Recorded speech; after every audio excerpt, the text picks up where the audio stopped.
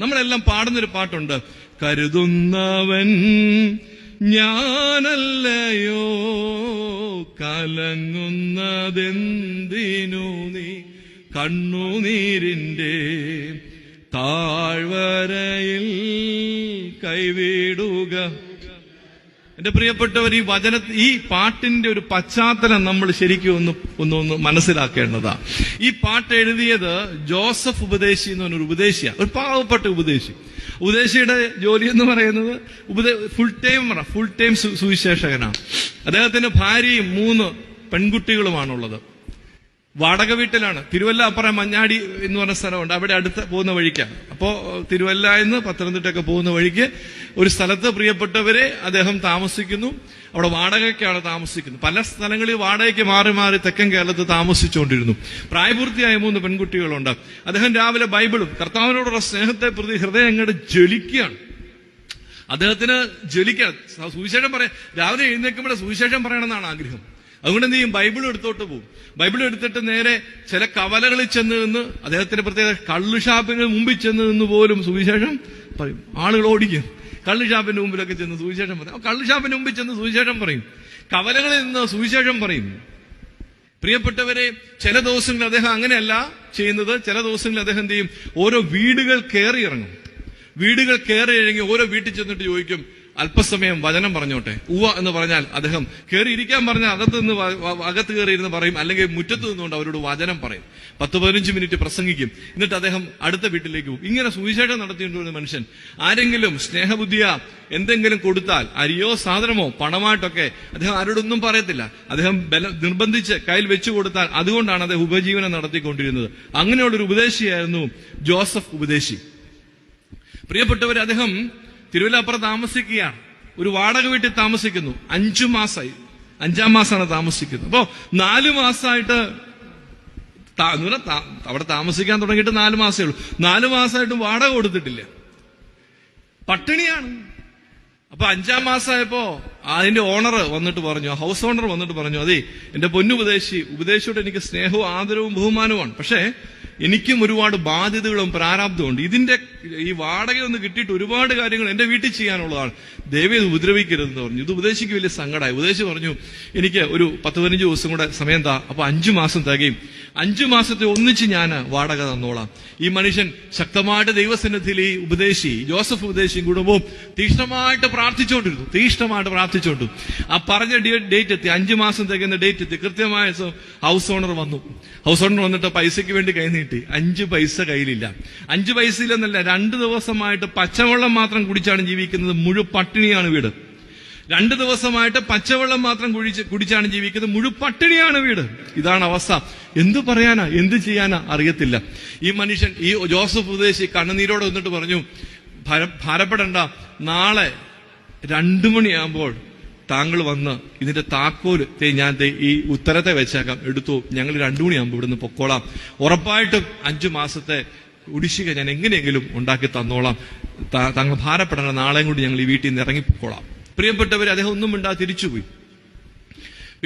ആ നിമിഷം മുതൽ മുട്ട നിന്ന് പ്രാർത്ഥിക്കുകയാണ് കുടുംബം. ദൈവം ഒരു അത്ഭുതം പ്രവർത്തിക്കും. പക്ഷെ ഒരു അത്ഭുതം പ്രവർത്തിച്ചില്ല. പ്രത്യേകിച്ച് അത്ഭുതങ്ങളൊന്നും സംഭവിച്ചില്ല. പിറ്റേന്ന് ഉച്ചയ്ക്ക് 2 മണി, അപ്പൊ ഭക്ഷണം കഴിച്ചിട്ട് 3 ദിവസം അന്നേരം.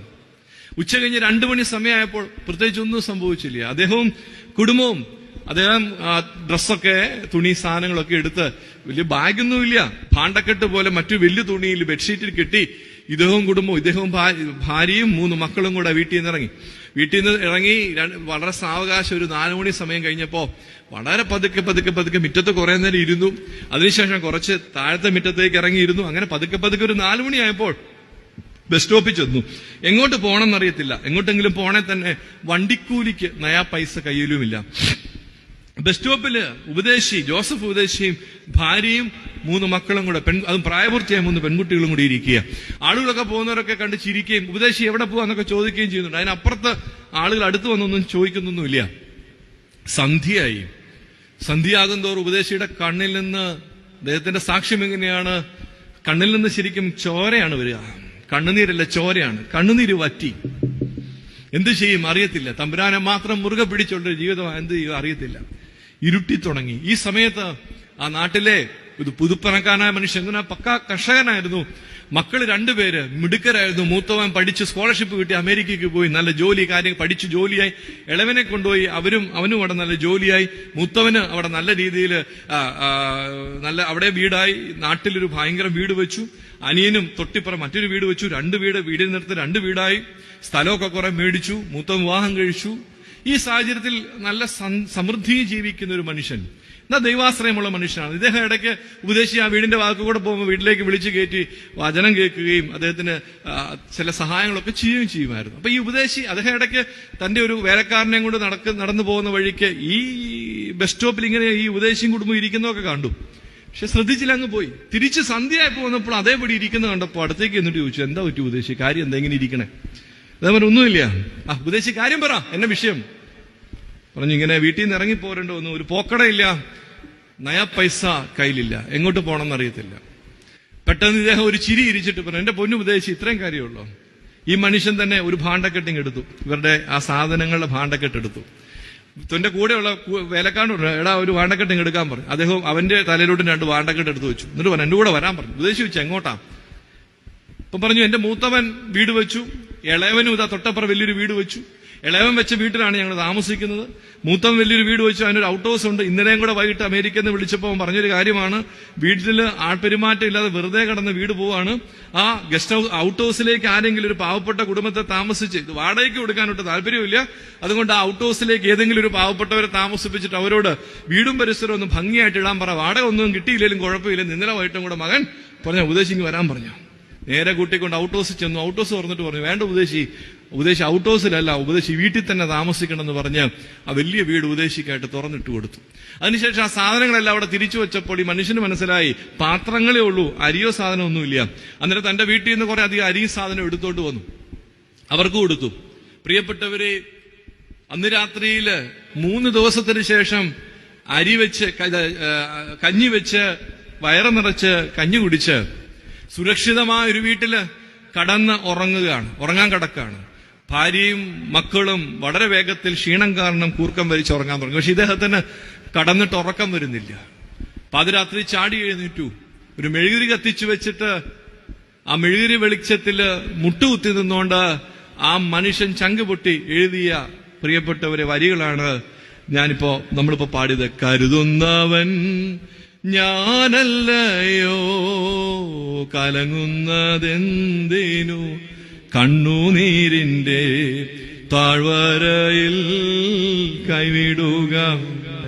നിന്റെ കണ്ണുനീരിനെ മറികടന്നു പോകാത്തൊരു ദൈവമുണ്ട്. നമ്മുടെയൊക്കെ ജീവിതത്തിൽ ചില പ്രത്യേക പോയിന്റ് ഉണ്ട്, ഒന്നും ചെയ്യാൻ സാധിക്കാത്ത ചില നിമിഷങ്ങളുണ്ട്. നമ്മളങ്ങ് സ്റ്റക്കായി പോകും. എന്ത് ചെയ്യണമെന്നറിയാതെ ഒന്നും ചെയ്യാൻ സാധിക്കാത്ത രീതിയിൽ ആയിപ്പോകുന്ന സമയമുണ്ട്. എന്ത് ചെയ്യണമെന്നറിയാതെ 2 കരവും ഉയർത്തി സ്വർഗത്തിലേക്ക് നോക്കിക്കൊണ്ട്, എന്റെ കർത്താവേ എന്നെ കൊണ്ട് കഴിയില്ലപ്പാ, 1 ഇഞ്ച് മുമ്പോട്ട് പോകാൻ പ്രാപ്തിയില്ലപ്പാ, എനിക്ക് നീ ഉള്ളപ്പാ എന്ന് പറഞ്ഞ് നിന്നു പോകുന്ന ചില നിമിഷങ്ങളുണ്ട് ജീവിതത്തിൽ.